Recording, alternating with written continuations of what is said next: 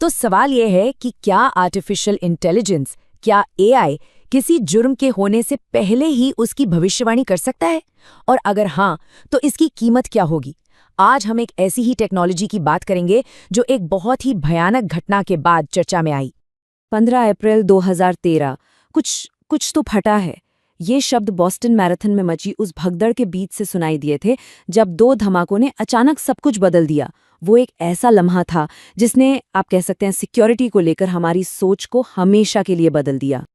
अच्छा, इस हमले के बाद जाहिर है एक खोज शुरू हुई, एक ऐसी नई टेक्नोलॉजी की तलाश जो भविष्य में ऐसे हादसों को रोक सके। तो चलिए देखते हैं कि इस खोज का नतीजा क्या निकला। तो हुआ ये कि हमले के कुछ ही हफ्तों बाद बॉस्टन पुलिस ने कंपनी को कॉल किया। कंपनी का नाम था बिहेवियरल रिकग्निशन सिस्टम्स या BRS। ये वो कंपनी थी जो वीडियो सर्वेलेंस के फ्यूचर पे काम कर रही थी। देखिए, पुलिस को अब एक ऐसा सिस्टम चाहिए था जो सिर्फ वीडियो रिकॉर्ड ना करे बल्कि उसे समझे, उसे एनालाइज करे। और यहीं से एंट्री होती है आईसाइट नाम की एक, कह सकते हैं, क्रांतिकारी टेक्नोलॉजी की। इसको बनाया था सीक्रेट सर्विस के एक एक्स एजेंट जॉन फिनरन ने। और ये समझना जरूरी है कि ये कोई मामूली CCTV सिस्टम नहीं था, बल्कि उससे कहीं ज्यादा एडवांस था।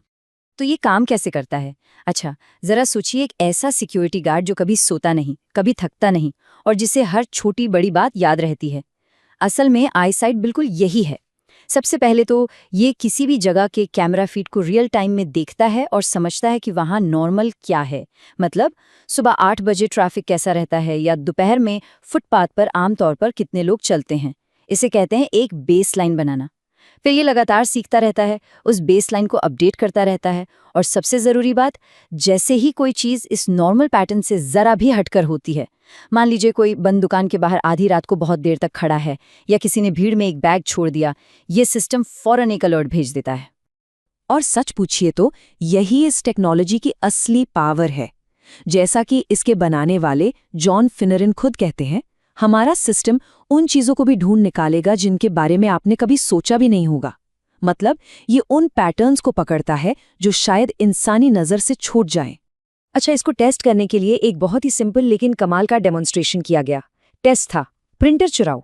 हुआ ये कि एक ऑफिस के कॉरिडोर में, जहां लोग आते जाते रहते हैं, एक आदमी को प्रिंटर उठाकर ले जाने को कहा गया।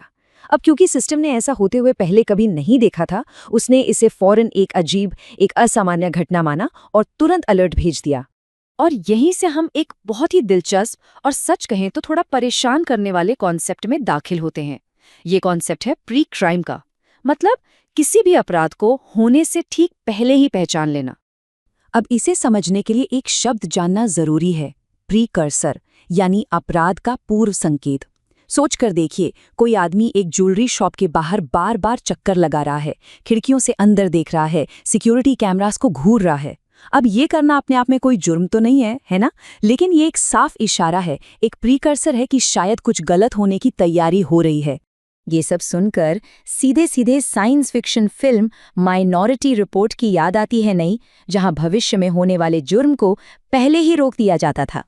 लेकिन कंपनी इस तुलना से सहमत नहीं है। उनका तर्क यह है कि देखिए, माइनॉरिटी रिपोर्ट तो साइंस फिक्शन थी जो भविष्य के पक्के जुर्म की भविष्यवाणी करती थी, जबकि ये टेक्नोलॉजी असली दुनिया में काम करती है और वर्तमान में हो रहे किसी संदिग्ध व्यवहार का विश्लेषण करती है। मतलब एक है भविष्यवाणी और दूसरा है पैटर्न को पहचानना। और यहीं पर इस पूरी टेक्नोलॉजी से जुड़ा सबसे बड़ा और सबसे जरूरी सवाल सामने आता है, सिक्योरिटी बनाम प्राइवेसी। हम सब अपनी सुरक्षा के लिए अपनी कितनी निजता, अपनी कितनी प्राइवेसी कुर्बान करने को तैयार हैं। तो फिर ये है क्या? क्या ये जॉर्ज ऑरवेल के नॉवल 1984 वाला बिग ब्रदर है जो हर पल हम पर नजर रखे हुए है, या फिर ये जुर्म को रोकने वाला एक जरूरी और कारगर टूल है? अच्छा, प्राइवेसी को लेकर जब सवाल उठते हैं तो कंपनी का जवाब सीधा है। वो कहते हैं कि उनका सॉफ्टवेयर किसी की पर्सनल जानकारी इकट्ठा नहीं करता, ना चेहरा, ना नाम। इसका फोकस सिर्फ और सिर्फ व्यवहार पर है, बर्ताव पर है। लेकिन यहाँ सवाल फिर वही है, क्या सिर्फ बर्ताव के पैटर्न पर नजर रखना हमारी प्राइवेसी के लिए काफी है? ये एक ऐसी बहस है जो आज भी चल रही है। और शायद ये जानकर थोड़ी हैरानी हो कि ये टेक्नोलॉजी कोई भविष्य की बात नहीं है, ये पहले से ही हमारे आसपास इस्तेमाल हो रही है। वॉशिंगटन, शिकागो और बॉस्टन जैसे बड़े शहरों में, यहाँ तक कि वर्ल्ड कप जैसे बड़े बड़े इंटरनेशनल इवेंट्स में भी। सोचिए, वर्ल्ड कप में इसका इस्तेमाल भीड़ के पैटर्न को समझने, कोई लावारिस बैग पड़ा हो तो उसे पहचानने या किसी भी अजीब हरकत को पकड़ने के लिए किया गया था, ताकि कोई भी खतरा बढ़ने से पहले ही उसे रोक दिया जाए। असल में देखें तो ये टेक्नोलॉजी उस बहुत बड़ी सर्विलियंस इंडस्ट्री का हिस्सा है जो 9/11 के बाद बहुत तेजी से बढ़ी है। उस हमले ने सिक्योरिटी को लेकर दुनिया का नजरिया ही बदल के रख दिया। और जरा इस आंकड़े पे गौर कीजिए, 9/11 के बाद से अब तक कैमरा सिक्योरिटी सिस्टम पर $500 बिलियन से ज्यादा खर्च हो चुके हैं। ये एक बहुत बहुत बड़ी रकम है जो साफ दिखाती है कि सिक्योरिटी आज दुनिया के लिए कितनी बड़ी प्राथमिकता बन चुकी है। तो देखिए, एक बात तो साफ है, कैमरे अब हमारी जिंदगी का हिस्सा हैं, वो कहीं नहीं जाने वाले। ऐसे में उम्मीद बस इसी बात पर है कि आईसाइट जैसी आर्टिफिशियल इंटेलिजेंस टेक्नोलॉजी शायद बॉस्टन जैसी किसी दूसरी बड़ी त्रासदी को होने से रोकने में मदद कर सके।